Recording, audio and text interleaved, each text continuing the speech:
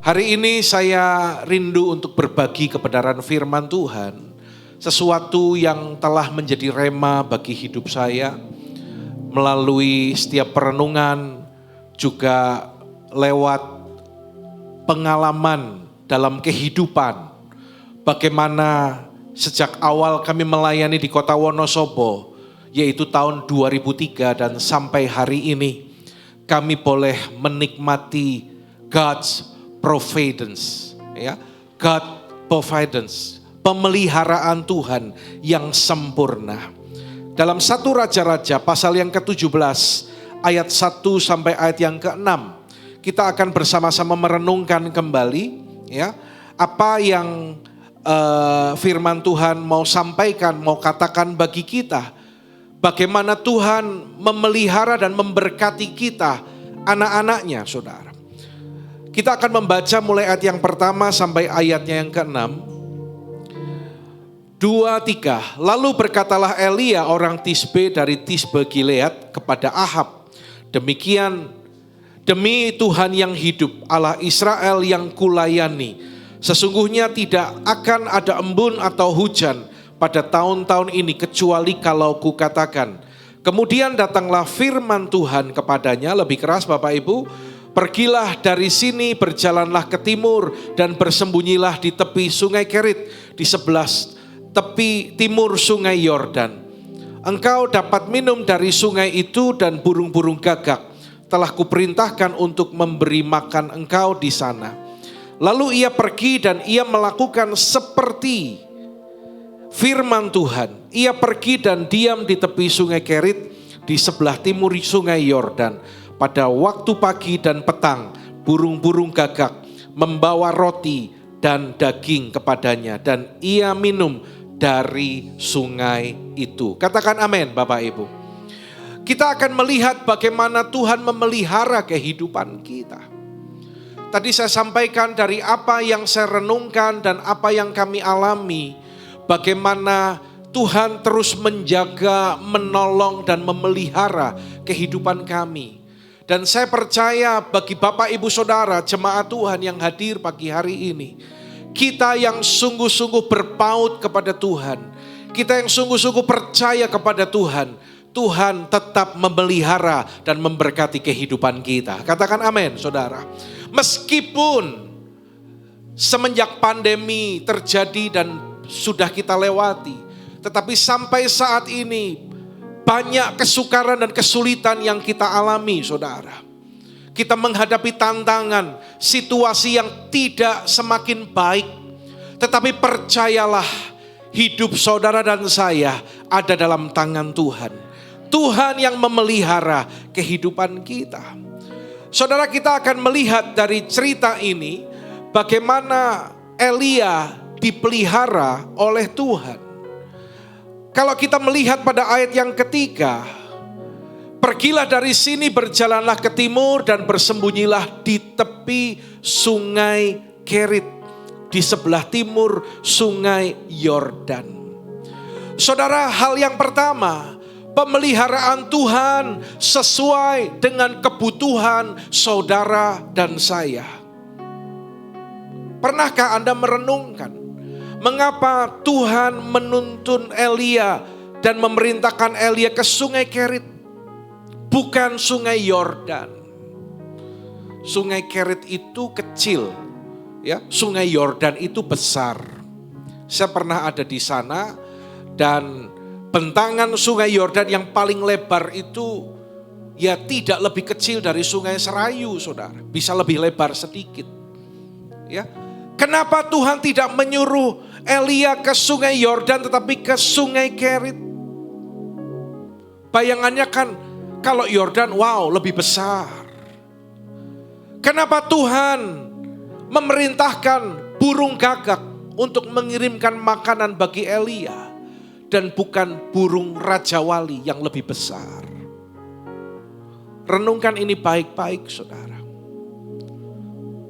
Tanpa kita sadari, Tuhan memelihara kita sesuai dengan apa yang kita perlukan dan butuhkan. Seperti lagu yang kita nyanyikan tadi, Allahku akan memenuhi keperluanku. Allahku akan memenuhi kebutuhanku. Katakan amin. Bukan keinginanku, saudara. Ini yang perlu diingat. Seringkali orang menjadi kecewa ketika Tuhan belum menjawab doanya. Karena yang diminta bukan kebutuhan, bukan keperluan, tetapi keinginan. Saudara, Tuhan menuntun Elia ke Sungai Kerit karena hanya Elia yang butuh makan pada saat itu.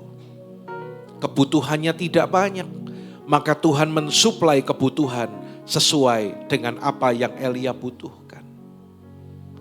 Saudara, dari hal ini apa yang kita bisa pelajari? Tuhan mengajar kita untuk hidup berpadanan dengan apa yang ada, yang Tuhan sediakan bagi kita. Amin, saudaraku. Tidak boleh serakah. Ya, kita harus terus mengembangkan dalam hati kita satu rasa cukup dengan apa yang Tuhan telah berikan. Bukan berarti kita nggak boleh punya harapan dan cita-cita. Tetapi apa yang Tuhan berikan, ketika saudara sungguh-sungguh hidup mengandalkan Dia, dengar baik-baik, pemeliharaan Tuhan sesuai dengan kebutuhan kita. Apa yang saudara butuhkan hari-hari ini? Selama itu adalah kebutuhan, keperluan saudara, Tuhan pasti sediakan bagi kita. Beberapa waktu yang lalu saya berencana untuk merenovasi rumah, ya, renovasi kecil. Jadi saat itu saya akan menutup satu ruangan dengan satu partisi dan dibuat semi permanen menjadi kamar. Jadi dulu waktu saya beli rumah itu dan saya berpikir anak-anak di luar kota dan karena keterbatasan lahan juga anggaran supaya nggak terlalu besar, jadi kamarnya terbatas. Saya pikir setelah lulus kuliah mereka pasti akan langsung kerja dan sebagainya di luar kota. Tetapi kenyataannya berbeda karena pandemi mereka pulang dan sampai hari ini mereka tetap bersama-sama. Mereka kerja dari rumah dan melayani Tuhan, menopang pelayanan papi maminya di tempat ini. Jadi kamarnya kurang dan saya coba mau tutup satu kamar untuk Otniel. Ya, saya reng-reng kira-kira segini. Lalu saya berdoa, Tuhan, saya akan mulai renovasi ini kalau Tuhan sudah kirim berkat supaya nggak mandek, nggak macet, ya. Karena berkat yang saya terima bukan hanya untuk diri saya, saudara, tapi saya harus atur dan ketika ada pekerjaan Tuhan, pelayanan yang perlu disupport, saya pun juga mendahulukan untuk hal-hal itu. Dan singkat cerita, tiba-tiba setelah morning call, ada seseorang kirim WA ke saya dan dia kasih screenshot bukti transfer. Lalu saya tanya, ini dalam rangka apa? Dan orang itu menjawab demikian, saya hanya nurut Pak, saya tadi diingatkan Tuhan suruh transfer ke Bapak, jumlahnya sekian.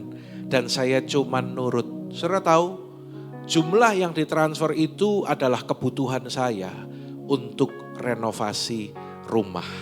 Allah kita luar biasa. Tepuk tangan bagi Dia, saudara.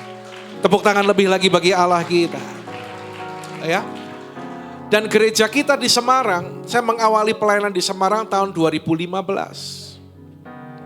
Setelah didoakan dengan tanda-tanda yang Tuhan nyatakan, saya sebenarnya nggak terlalu ngotot ya untuk membuka pelayanan di Semarang, tetapi Tuhan itu tunjukkan tanda-tanda, Tuhan buka jalan.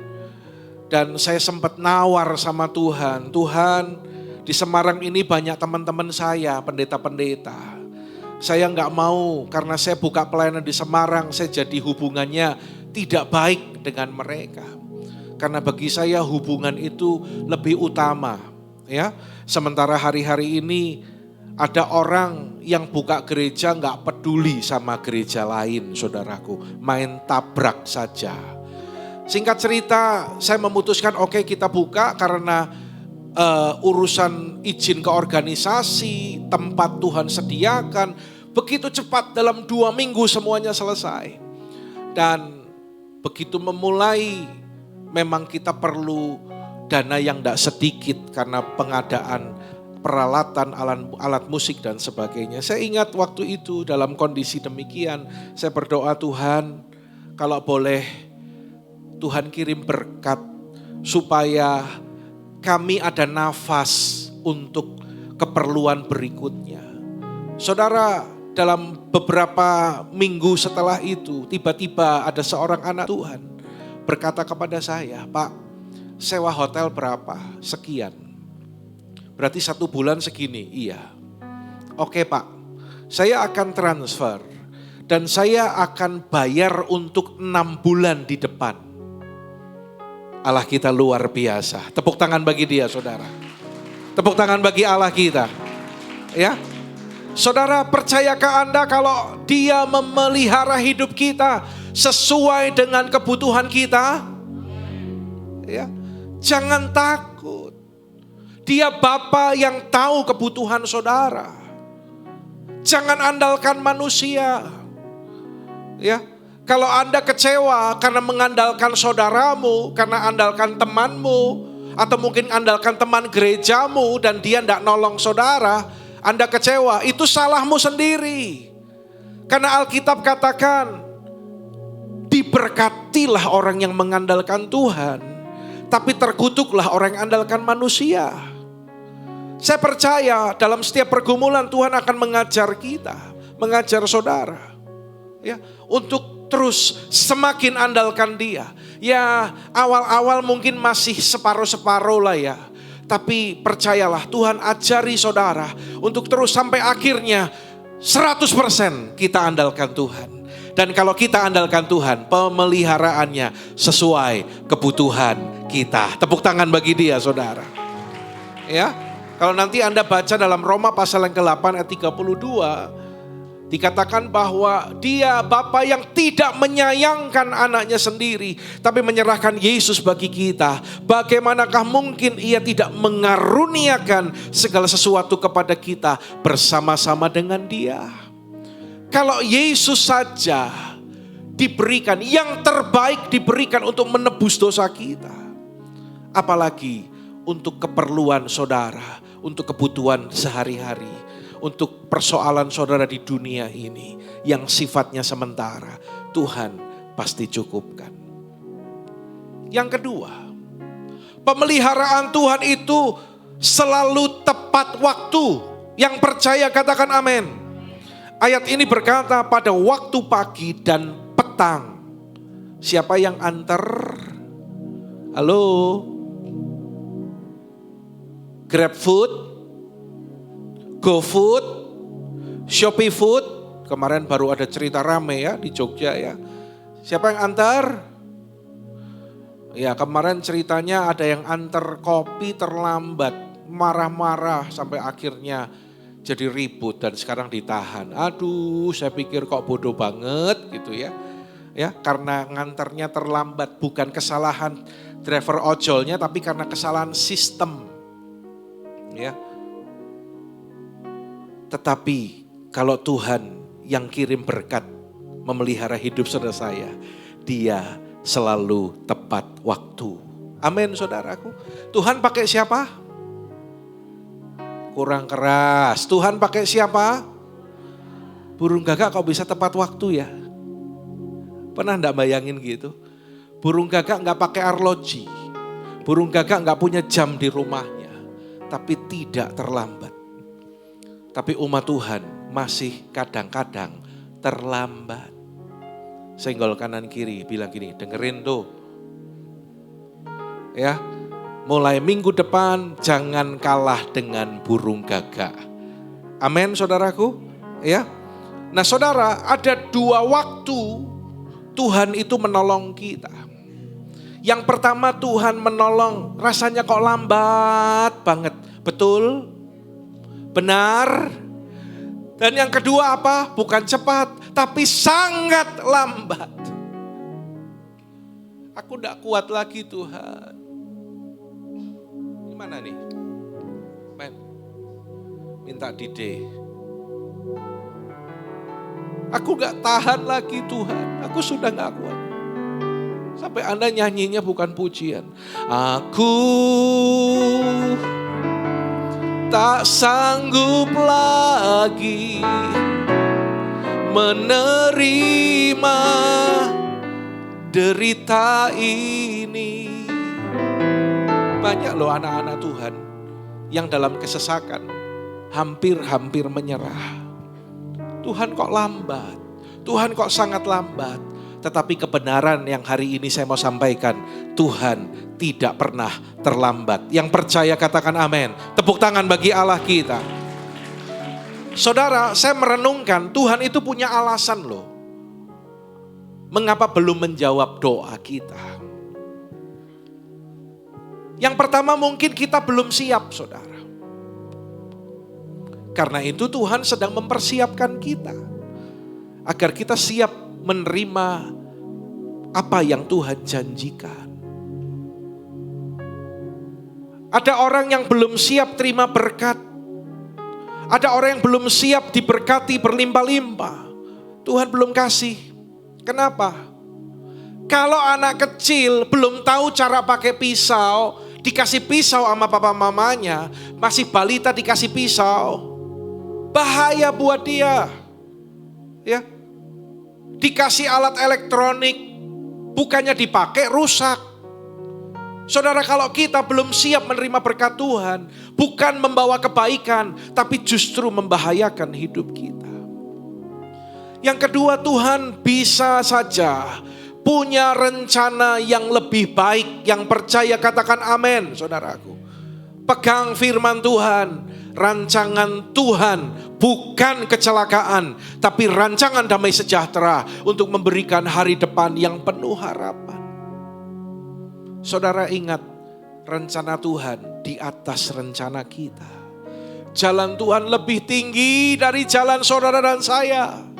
Meskipun kita merasa diri kita paling tahu, diri kita hebat, kita sudah pikirkan baik-baik, tapi kalau belum dijawab Tuhan, artinya Tuhan bilang gini, tunggu dulu anakku.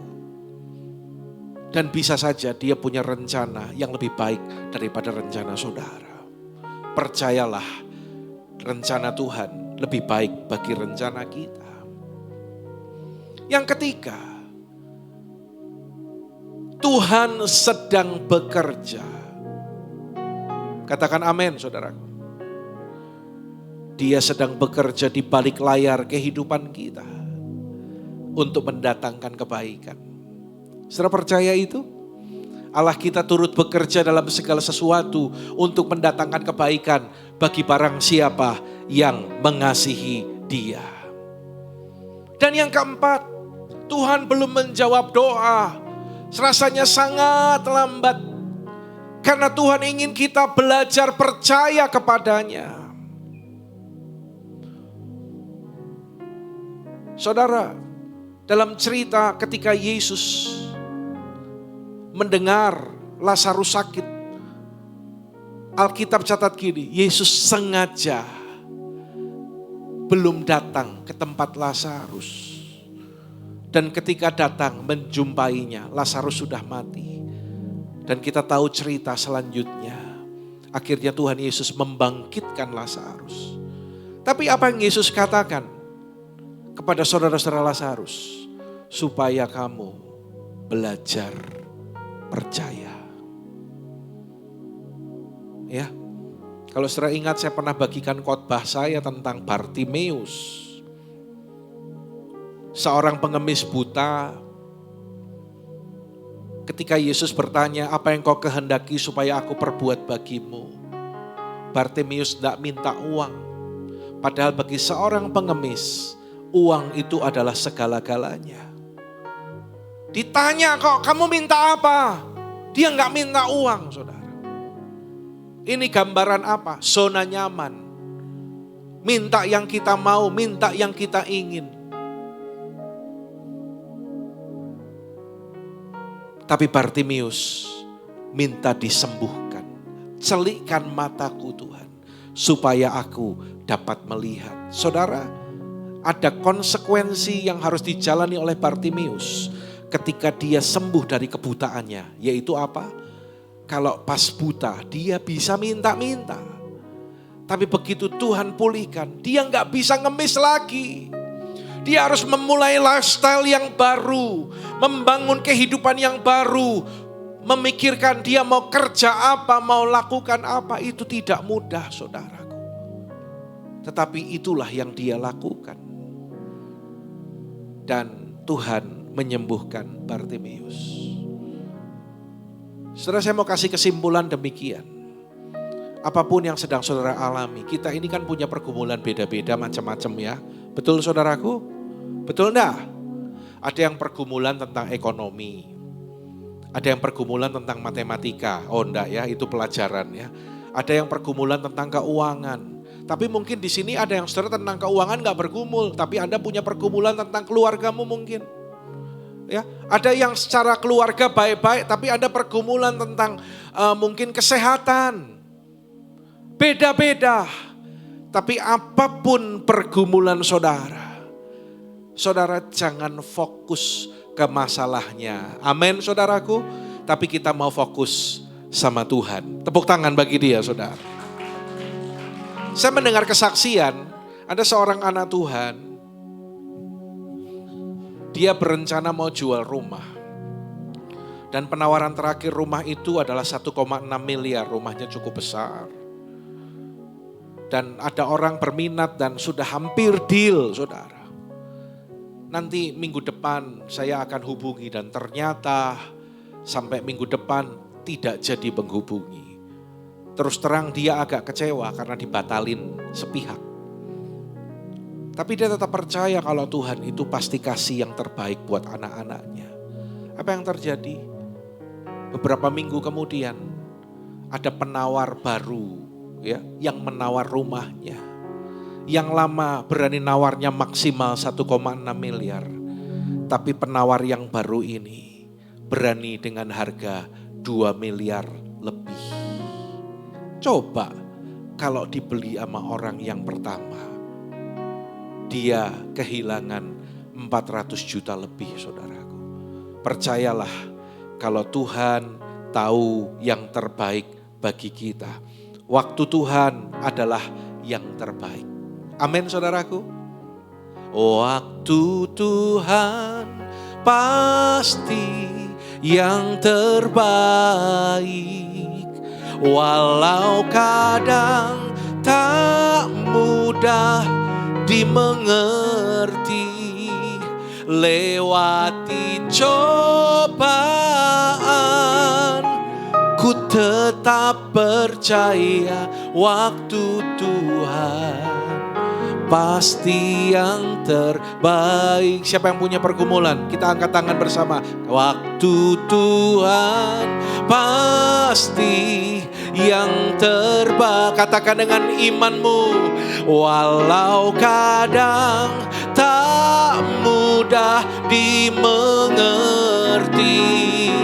Lewati cobaan, ku tetap percaya waktu Tuhan pasti yang terbaik. Yang percaya berikan tepuk tangan bagi Allah kita. Ibrani 6 ayat ke-12 berkata, agar kamu jangan menjadi lamban, tetapi menjadi penurut-penurut mereka yang oleh iman, perhatikan, dan kesabaran mendapat bagian dalam apa yang dijanjikan Allah. Anda perlu iman, Anda perlu kesabaran untuk menantikan apa yang Tuhan janjikan, untuk menantikan apa yang kita doakan menjadi kenyataan. Jawaban Tuhan itu kan ada 3 ya saudara. Tuhan berkata iya untuk doa saudara. Tuhan bilang Tidak. Tapi Tuhan kadang juga bilang gini, tunggu dulu anakku. Dalam masa penantian itu saudara, Tuhan membentuk hati saudara. Amin saudara. Ketika saudara menunggu, bahkan sampai menangis, sampai gak bisa berkata-kata lagi, Tuhan sedang bekerja. Tuhan sedang bekerja. Minggu lalu saya dapat berkat. Ada orang di Jakarta, ya. Waktu itu saya datang ke sana dan saya mendoakan usahanya, baru kenal. Dan saya doakan dia dan dia dijamah Roh Kudus. Dan kemarin ketika Cilinda ke Jakarta, orang ini ketemu dan bilang, saya boleh titip gak makanan? Wah, Cilinda udah senang nih mau dapat berkat.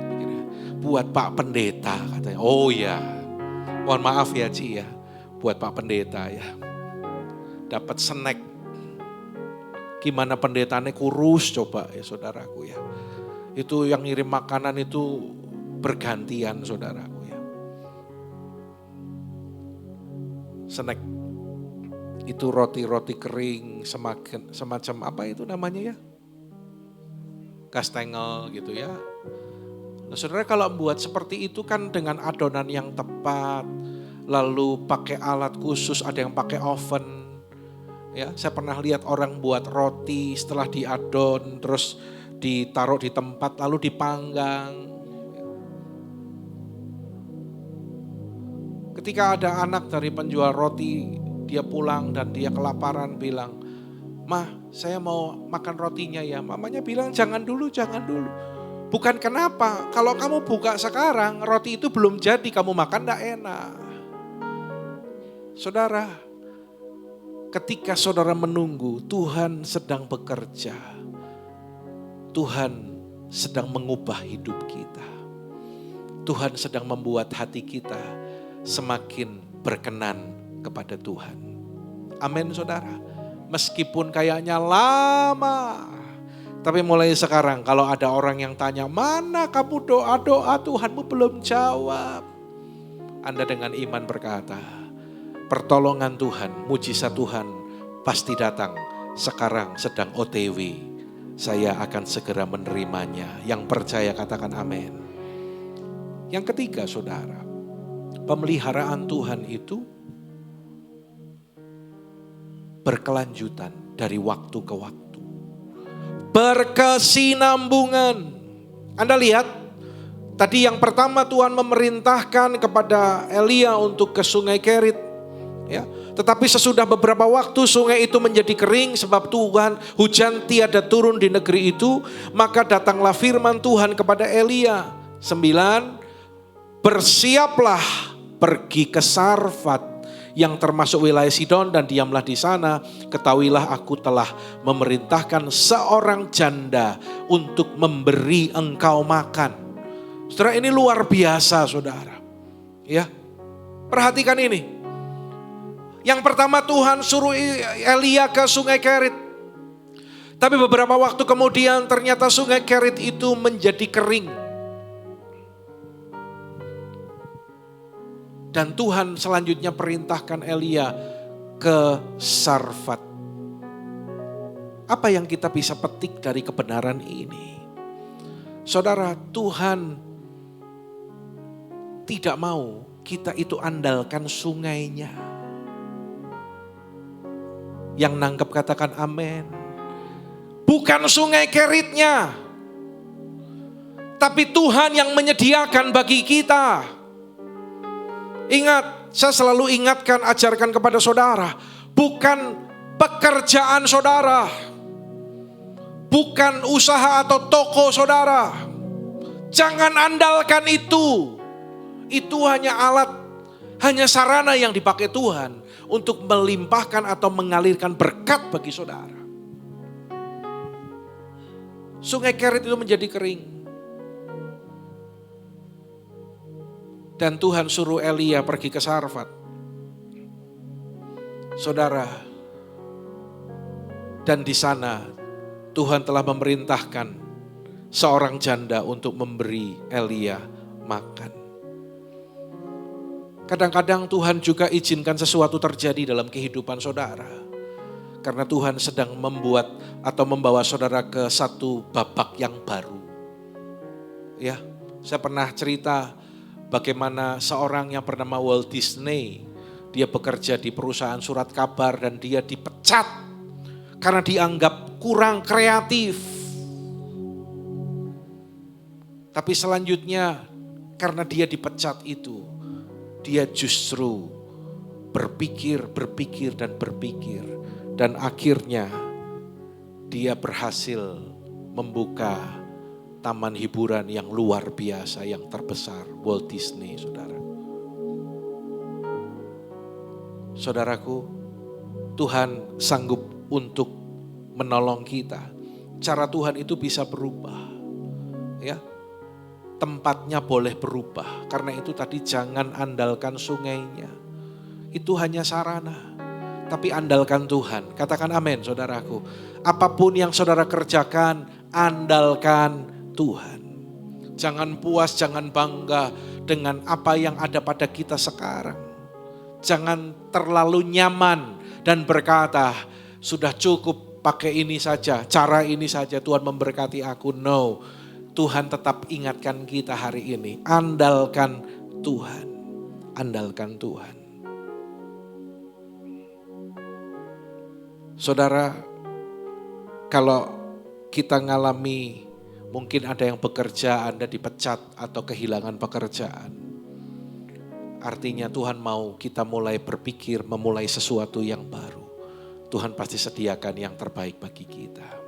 Yang keempat, saudara, pemeliharaan Tuhan tidak masuk akal, tidak terduga.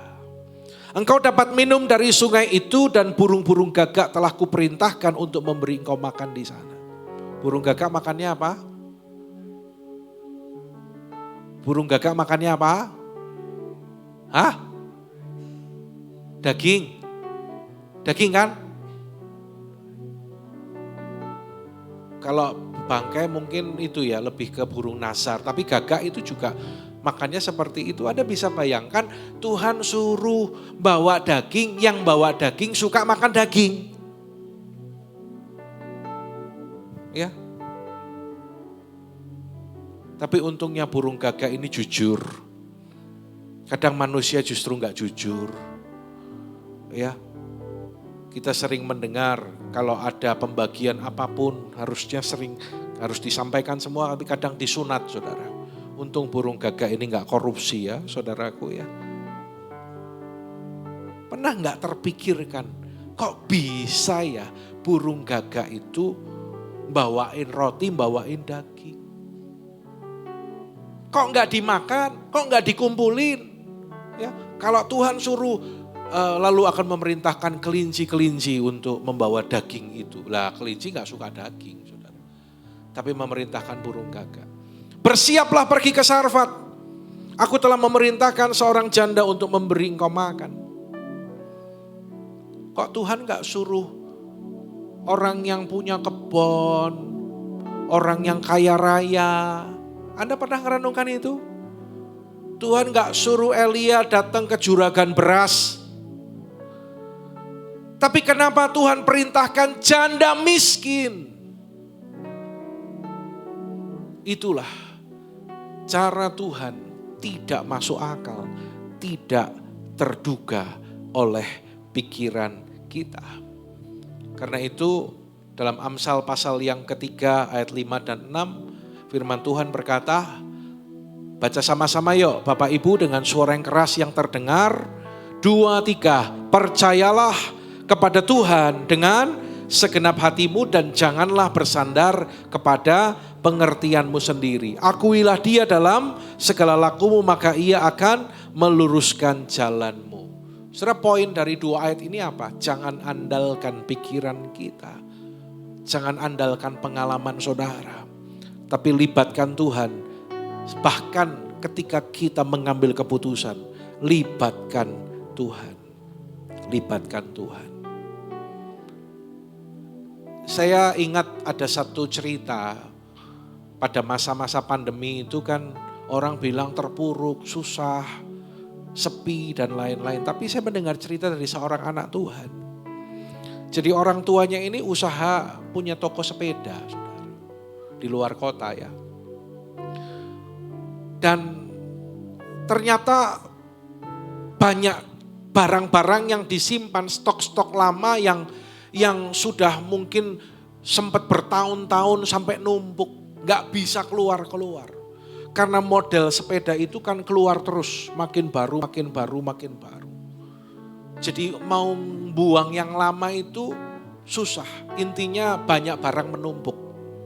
Dan saya mendengar kesaksian, selama ini mereka berdoa dan meminta Tuhan tolong supaya barang-barang yang tertimbun itu laku, ya. Dan di masa pandemi itu Tuhan jawab doa mereka loh, saudara. Anda ingat waktu pandemi banyak orang cari untuk bersepeda, untuk olahraga kan. Toko sepeda laris, ya. Toko sepeda berkat yang di Wonosobo juga laris. Sampai kulaan ya. Nah, anak Tuhan ini barangnya habis sampai orang nanya, saya mau beli sepeda, habis belum datang lagi. Enggak apa-apa, adanya apa? Ya ini tapi barang lama, enggak apa-apa. Gitu, saudara. Ya, cara Tuhan itu seringkali tidak terduga oleh pikiran kita. Ada ingat cerita bagaimana ada ibu-ibu yang habis kontrakan rumah, tetapi dia nggak bisa lanjutkan karena tabungannya harus untuk membayar biaya rumah sakit anaknya. Tapi dalam kondisi demikian, dia nggak mundur. Kesalahan orang Kristen adalah kalau lagi banyak pergumulan, seringkali malah absen, nggak ke gereja, nggak ibadah. Berpikir gini, nanti kalau masalahku selesai, aku mau aktif lagi. Salah, saudara. Keliru. Justru lagi banyak pergumulan, Anda harus semakin mendekat kepada Tuhan. Ibu ini yang sudah gak tahu gimana caranya bayar kontrakan. Dan dia harus keluar esok harinya, yaitu pada hari Senin. Tapi hari Minggu itu dia tetap berangkat ibadah. Dan pada saat ibadah dia memuji, menyembah, dia berdoa dan meneteskan air mata dan berkata, Tuhan tolong aku, kalau Tuhan gak tolong gak ada yang bisa tolong aku. Pulang ibadah ada ibu-ibu lain menyapa dia, Bu, saya bisa minta waktu sebentar, saya mau minta tolong kepada ibu bisa. Dalam hatinya, saya lagi susah kok mau dimintain tolong. Gini Bu, saya itu punya rumah kosong. Lah berapa waktu yang lalu saya ngontrol ke rumah saya ini kok malah dipakai orang untuk naruh barang-barang gak bener. Maksudnya jadi berantakan. Ya, dipakai buat tidur, pemulung dan sebagainya. Saya meminta tolong ke ibu. Kalau ibu bersedia,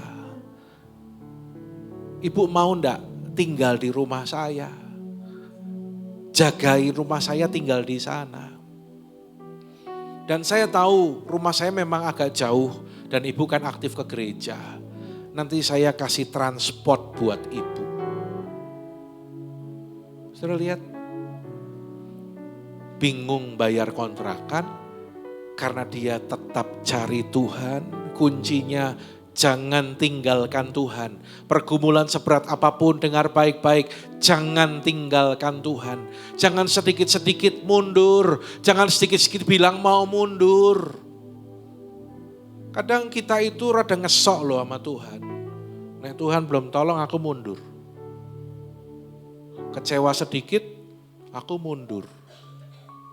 Siapa kita? Kita nantang-nantang gitu sama Tuhan. Memang gereja cuma di HOG, aku mundur.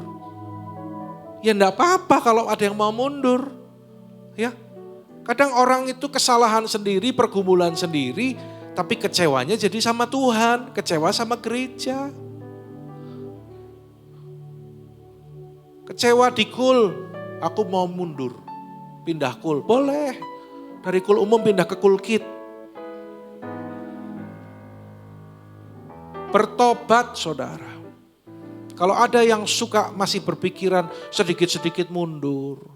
Ya, ngadepi apa itu dewasa. Jangan gampang mundur. Imanmu gak boleh melempem dong. kayak kerupuk aja melempem. Ya, harus tough, harus kuat. Saya ngomong gini itu bukan teori, saudara.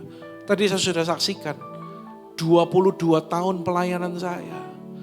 Saya menjalani dengan iman, dengan pengharapan kepada Tuhan. Yang dari awal bersama dengan saya di gereja ini, mereka menjadi saksi. Bagaimana saya mengajar mereka lewat teladan hidup saya. Bagaimana hidup percaya dan mengandalkan Tuhan. Tuhan itu gemes loh. Kalau sedikit-sedikit kecewa. Sedikit-sedikit mundur. Anda coba kalau punya anak. Ditegor atau minta apa gak dituruti. Ngambek lalu bilang gini, udahlah gak mau jadi anak papa mama. Coba. Hah? Ya udahlah, aku gak mau di sini lagi, aku tak pindah ke rumah tetangga. Coba saudaraku. Hah? Sama Tuhan jangan suka ngancam-ngancam. Ya.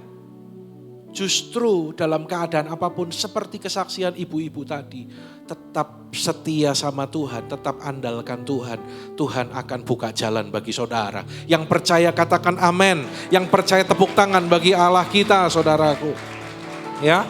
Nah bagian terakhir ini saya akan mengajak kita untuk belajar dari janda Sarfat. Ketika Elia datang ke janda Sarfat, ada kebenaran firman Tuhan yang juga menunjukkan bagaimana Tuhan memberkati Elia, mencukupi Elia, tetapi Tuhan juga melakukan mujizat bagi janda Sarfat ini, saudaraku.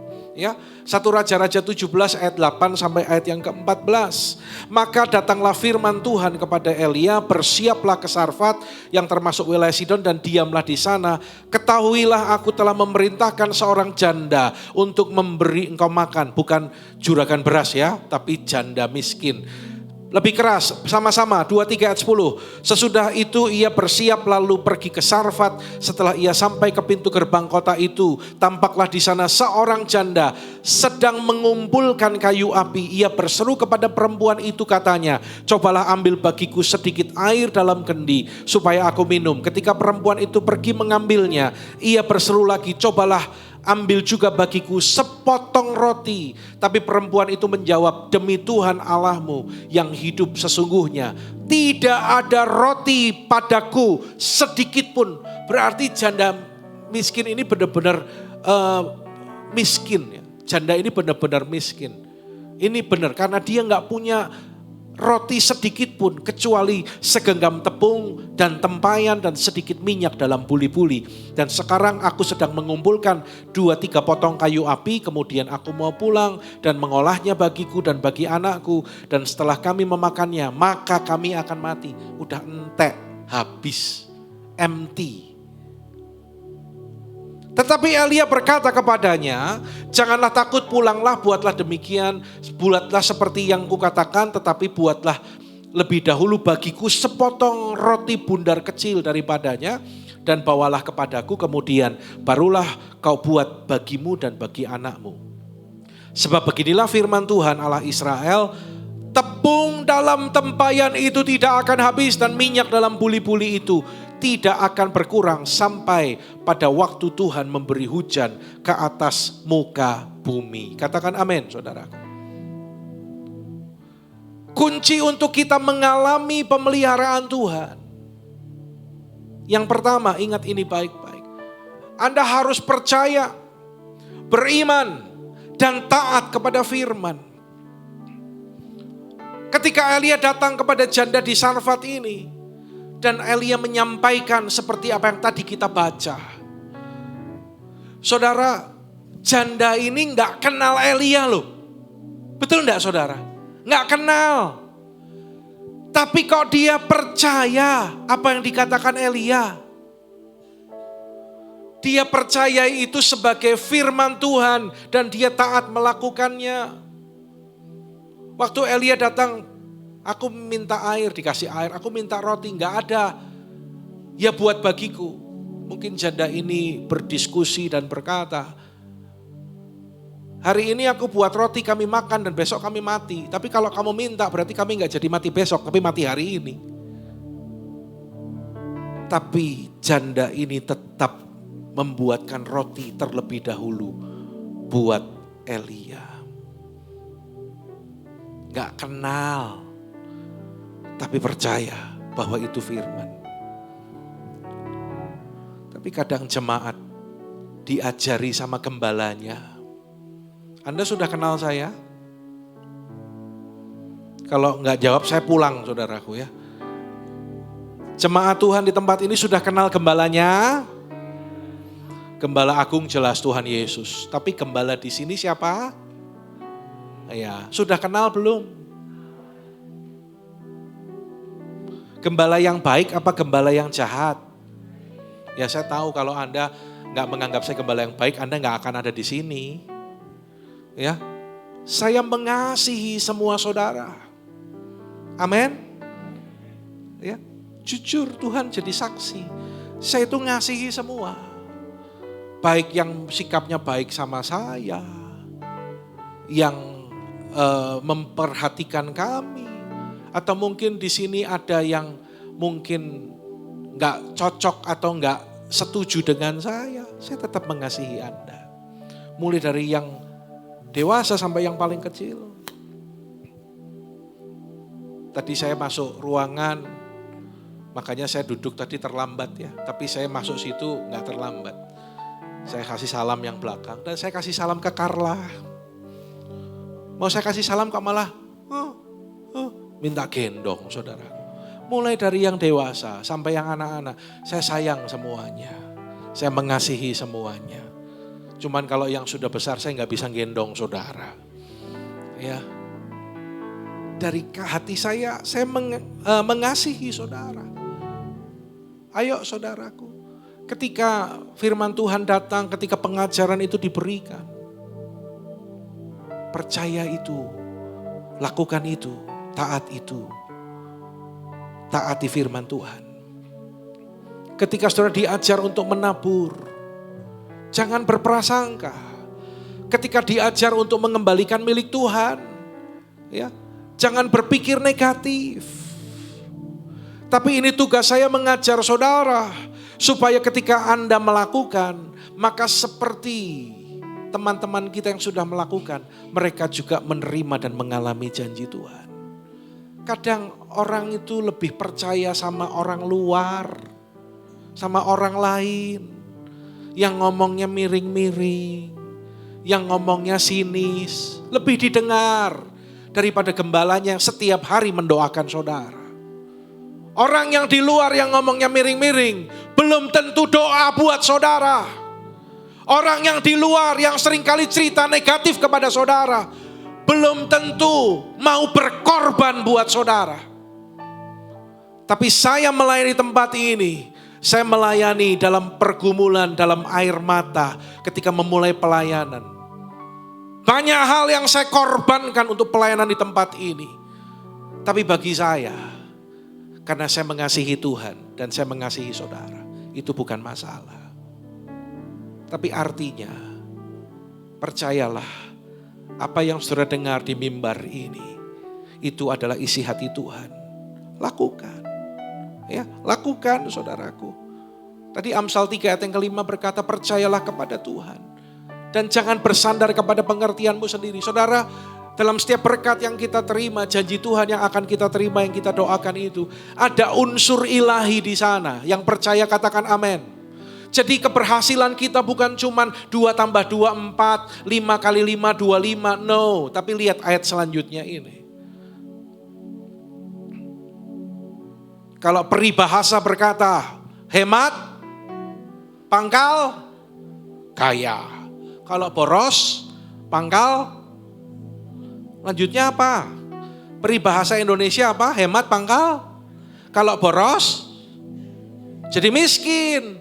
Jadi sebisa-bisanya kamu hemat, mat. Apalagi kalau buat orang lain. Apalagi kalau buat gereja. Sehemat-hematnya, gak usah macam-macam, gak usah memberi.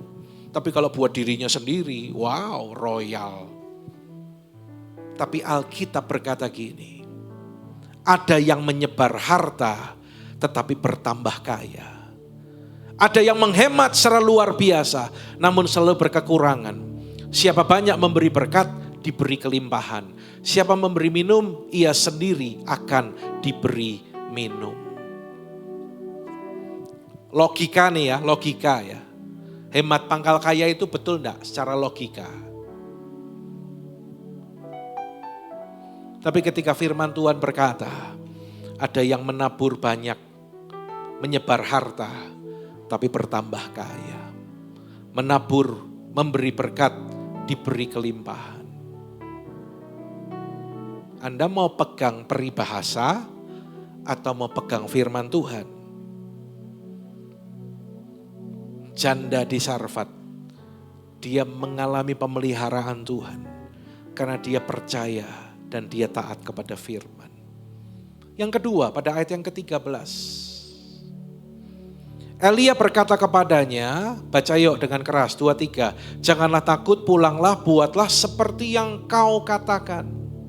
Tetapi sama-sama, buatlah lebih dahulu bagiku sepotong roti bundar kecil daripadanya dan bawalah kepadaku, kemudian barulah kau buat bagimu dan bagi anakmu.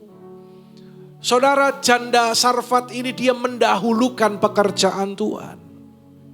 Dia perlu makan. Bahkan sampai dia bilang, setelah aku buat ini dan kami makan, besok kami mati. Karena udah habis-habisan, sudah gak ada stok lagi.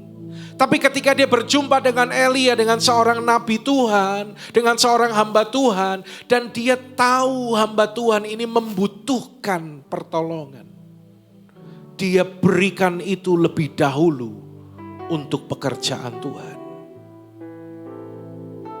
Saudara, seringkali mujizat itu terjadi ketika kita mendahulukan kepentingan Tuhan dan pekerjaannya. Saya melihat banyak kesaksian ya, di tempat ini ada anak-anak Tuhan yang mengerti, memperhatikan pekerjaan Tuhan, mendahulukan pekerjaan Tuhan. Dan saya melihat bagaimana Tuhan itu tidak pernah berhutang, saudara. Dahulukan pekerjaan Tuhan. Anda ingat cerita Petrus ketika dia dan teman-teman habis menjala ikan, tetapi Alkitab catat ia gagal, ia tidak mendapat apa-apa. Dan ketika dia membersihkan jalannya itu, datanglah Yesus dan berkata, aku pinjam perahumu ya terus. Sudah kecewa gak dapat ikan, mau dipinjam pula perahunya sama Tuhan Yesus. Tapi Petrus memberikan itu dan Yesus mengajar orang banyak di atas perahu. Dan setelah semua itu selesai, Yesus berkata kepada Petrus, dengar, tolakkan perahumu ke tempat yang dalam, tebarkan jalamu di sana. Dan setelah itu apa yang terjadi? Petrus mendapat ikan dalam jumlah yang sangat besar. Tuhan itu tidak pernah berhutang. Amin, saudaraku. Ya. Ketika saudara menabur, ketika saudara memperhatikan pekerjaan Tuhan, mendahulukan pekerjaan Tuhan, Tuhan tidak pernah berhutang. Saudara itu dipakai menjadi saluran. Ya. Karena itu saudara yang sudah melakukan, ayo tetap setia melakukan, menabur, memberi untuk pekerjaan Tuhan, menjadi berkat bagi saudara seiman. Semua sudah ada pos-posnya, persembahan diakonia dipersiapkan untuk menjadi berkat atau menolong orang-orang kesusahan dalam lingkup gereja kita. Mungkin ada yang sakit, mungkin ada yang keluarganya meninggal, orang tuanya, anaknya, mungkin ada yang kesusahan. Ya, saya ketemu dengan seorang anak Tuhan. Dan saya tanya, kenapa kok nggak datang? Iya, ini motornya ada masalah sampai mogok dan sebagainya. Hal-hal yang demikian bisa tertolong ketika kita mau sedikit berbagi dengan berkat yang kita punya. Saudara, jangan makan habis untuk diri kita. Mari buka mata, buka telinga. Jadilah berkat. Ya. Persembahan untuk Pelmas juga dikhususkan untuk pelayanan-pelayanan kita seperti pengobatan gratis. Ya, nanti kalau ada pelayanan-pelayanan keluar, Seperti kemarin juga ada bekerja sama untuk pemeriksaan hewan gratis. Nanti ketika kita buat bakti sosial di tempat tertentu, di mana berbagi kasih, makan gratis dan sebagainya, kita jadi berkat. Persembahan pembangunan dikhususkan juga untuk apa? Untuk maintenance gereja. Kadang ada yang bilang, wong urung bangun kok. Lah memang belum bangun, tapi gereja ini berjalan kan perlu di-maintenance, perlu dirawat. Ya. Nah, itu kayak ada lampu mati di situ. Itu memang bisa didoakan. Dalam nama Yesus lampu itu nyala. Gitu. Kalau AC-nya ada yang perlu servis, nggak usah didoakan saja. Anda ibadah nggak sumuk, Anda nyaman, itu karena AC-nya bagus. AC-nya diservis, tiap 3 bulan, 4 bulan sekali paling lambat dibersihkan. Supaya nggak jadi sakit, nggak jadi kotor. Sarana dibagusin, kamar mandi dibikin bagus. Ya, saya terus memikirkan supaya sarana ini terus semakin diperbaiki. Mulai dipersiapkan kantin, ya. Nanti pulang nggak usah buru-buru, kalau lapar ada Indomie telur di sana, betul lah we.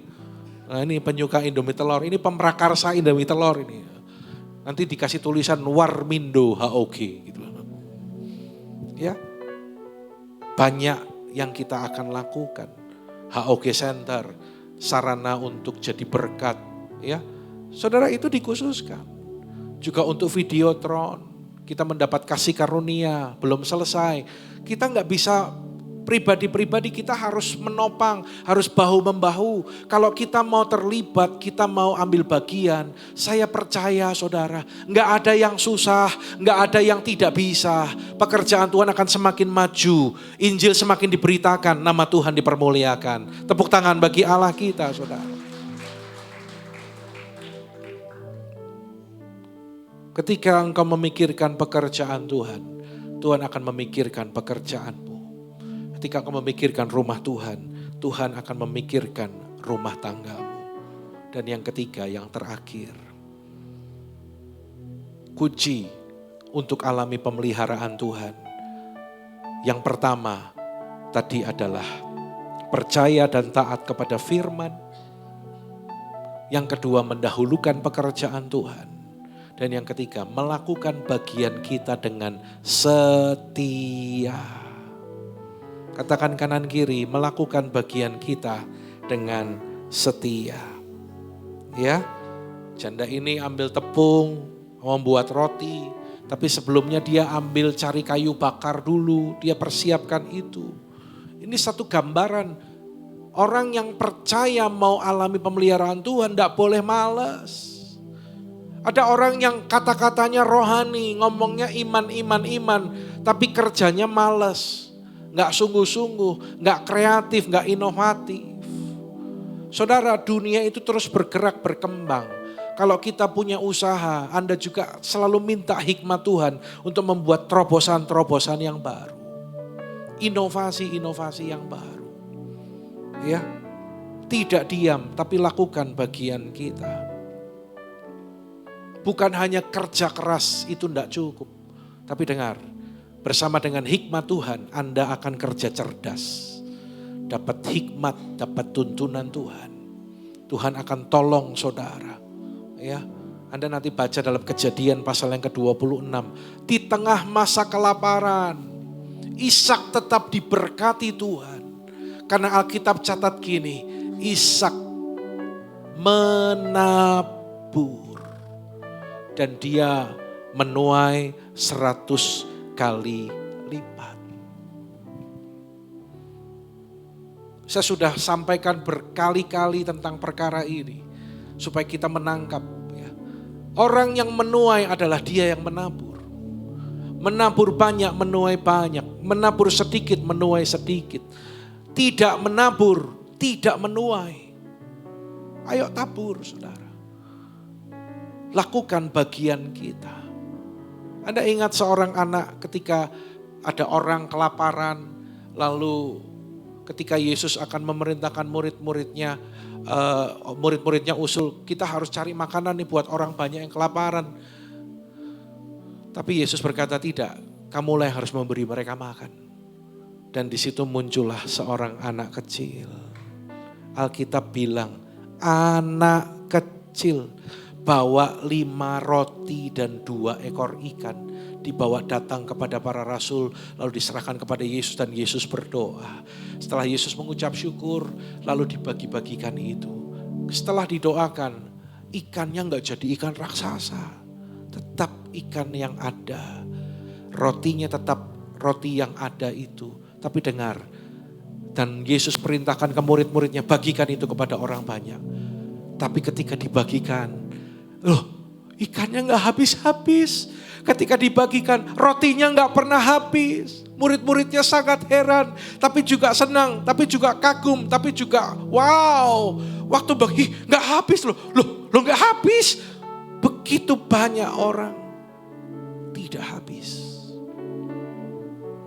Saudara, untuk memberi, jangan nunggu bilang gini, doakan saya Pak Pendeta, kalau saya nanti jadi konglomerat, saya akan jadi berkat buat gereja.